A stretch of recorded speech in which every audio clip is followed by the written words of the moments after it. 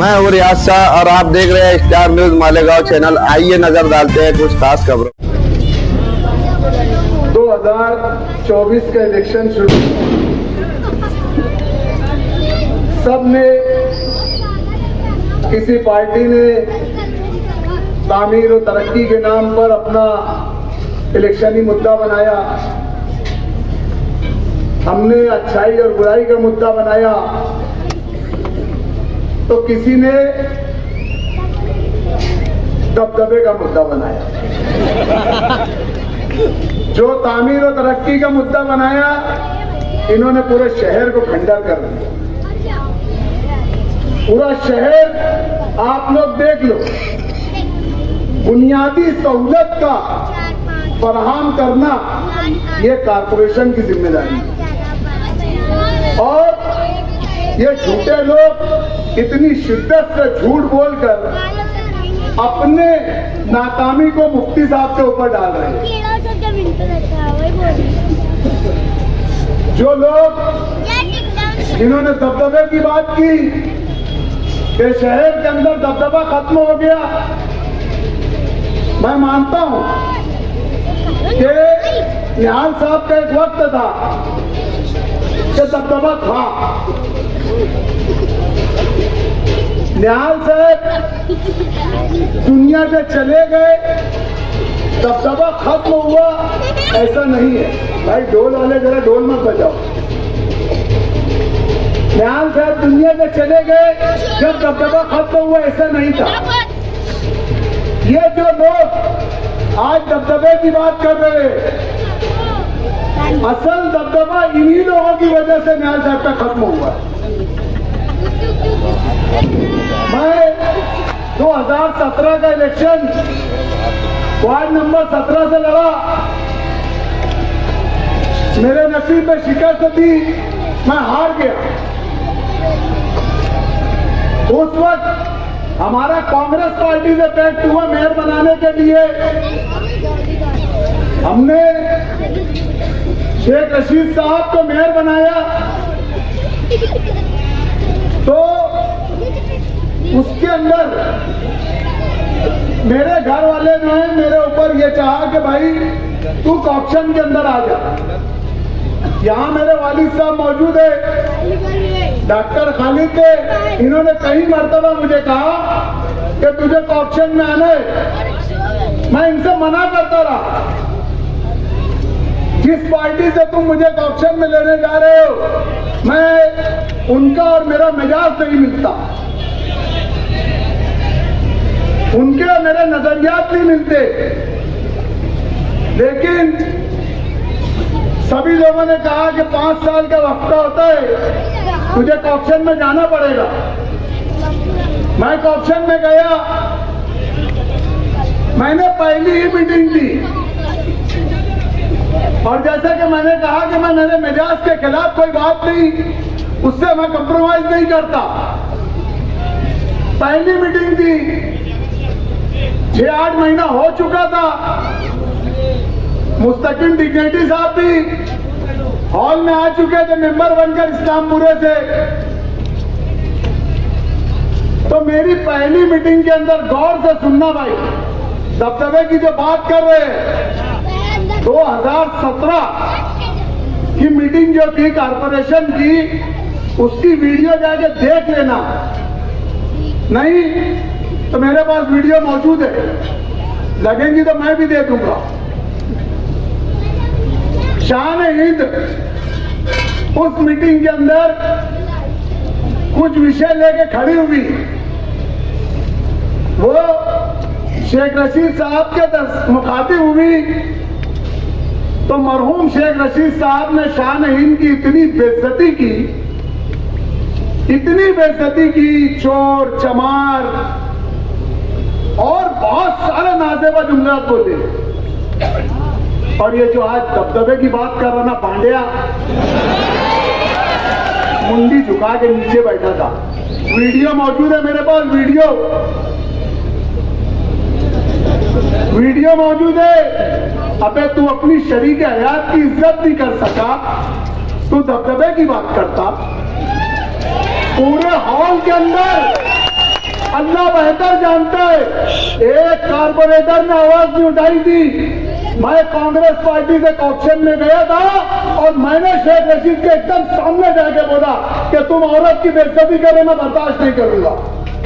ये मेरा जुमला था। चाहे वो शान हिंद से मेरे खिलाफ हो, कुछ भी हो, लेकिन तुम अगर शान हिंद की बेइज्जती करोगे, एक औरत की बेइज्जती करेंगे, अब्दुल मालिक ये बर्दाश्त नहीं करेगा। मेरे अपने लोग मुझे हॉल में समझाते रहे, रोकते रहे, मैं गुस्से से निकल गया और वो तारीख है और आज की तारीख अब्दुल मालिक कारपोरेशन की पैतरी नहीं चला। हम बर्दाश्त नहीं कर सकते, हमारा मिजाज के खिलाफ है। ठीक है, शान हिंद हमारी मुखालिफ थी। शान हिंद ने खुद मेरी इस चीज का एहसान माना कि मालिक भाई तुमने मेरे साथ जो किए, आज इन लोगों ने जो मेरे साथ किया ये बहुत गलत किया। और ये दबदबे की बात करता, अपनी औरत की इज्जत, अपनी औरत की बात सुन के नीचे मुंडी डाल दिया।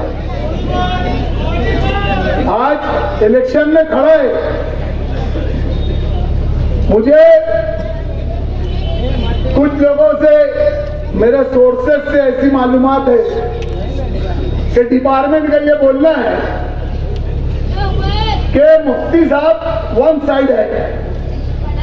लेकिन थोड़ा एक मिनट मेरी बात हो जाने दो। लेकिन ये जो मुस्तकिम डिग्निटी खड़ा हुआ है, शान हिंद जो खड़ी है, इसने अगर वोट काट दी तो मुफ्ती साहब का मुकाबला मुश्किल हो जाएगा जीतना। मैं सिर्फ आप लोगों को यह बोलना चाहता हूं, इसको खड़ा किसने किया? ये रहता हजार खोली में, एक मिनट सुनो मेरी बात सुनो, कोई हंसी मजाक की बात मत करो। ये रहता हजार खोली में, उनके घर के सामने रहता, उनके खिलाफ दुनिया का बोलता, वो लोग इसको ऐसे थप्पड़ तक नहीं मारते। अब्दुल मालिक इस्लामाबाद में रहता, सैलानी चौक के जलसे में इनके खिलाफ बोलता, ये मुझे गोली मार देते। तो ये मिली जुली सरकार है कि नहीं है? ये मिली जुली सरकार है कि नहीं है, मुझे ये बताओ। इसको एक मुनज़्ज़म प्लानिंग के तहत आपके बीच में उम्मीदवारी दी गई है ताकि ये मजलिस इत्तेहादुल मुस्लिमीन की वोट काटे, मुफ्ती साहब के चाहने वालों की वोट काटे, मुफ्ती साहब के मानने वालों की वोट काटे। मैं एक कदम और आगे बढ़कर बोलता हूं, मैं इस चीज का कायल नहीं हूं। ये मुनज़्ज़म साजिश है कि ये अंसारी बिरादरी की वोट काटे और मुफ्ती साहब गिर जाए। मुफ्ती साहब नहीं बोलेंगे ये बात, शायद उनको मेरी बात बुरी लग रही होगी कि अब्दुल मालिक तो ये क्या बोल रहा है, लेकिन जो हकीकत है मैं आपके सामने बयान कर रहा हूं। ये सिर्फ अबे वोट ले लेके कितनी लेना हो, 5,000, 10,000, 15,000, 20,000, 25,000, अबे चुन के आने के हफ्ते 1.25 लाख लगेगी। क्यों वोट खराब कर रहे भैया? अबे क्यों वोट? इतनी मोहब्बत है ना उनको, बुला लो एक आधी वार्ड में, दे दो, कारपेंटर बना दो। मुफ्ती साहब के दोपहर में बना, तुम्हारे दोपहर में बना दो। इनके दोपहर में तो कहां से कहां तक चलेगा और इनको दबदबे की बात कर रहे। अबे मुफ्ती साहब का जो दबदबा है ना, अल्हम्दुलिल्लाह एक खामोश दबदबा है। और ये नहीं चाहते कि शहर के अंदर शहर का अमन खराब हो, शहर की फिजा खराब हो, नहीं तो सिर्फ एक आवाज देंगे ना तो पूरा शहर उठ के सारे दबदबे तहस नहस कर देंगे। ये सिर्फ शहर के हित में, शहर की मोहब्बत में कि नहीं मुझे मेरे मासूम बच्चों को मरवाना नहीं है, हमारे मासूम लोगों को गोली नहीं खिलवाना है, हमारी माँ बहनों पर लाठीचार्ज नहीं करवाना है। ये हमारे कायद की सोच है। काम नहीं किए अबे मान तक कुछ नहीं किए। अबे किसका कुछ किए नहीं तो किसका कुछ बिगाड़े भी नहीं। अबे बिगाड़ने में अगर आ जाएंगे ना तो इनके घर के बाहर लाइन लगेंगी। हजरत चलान दो ना मेरे को दिखती मशीन, हजरत चलान दो ना मेरा दुबला।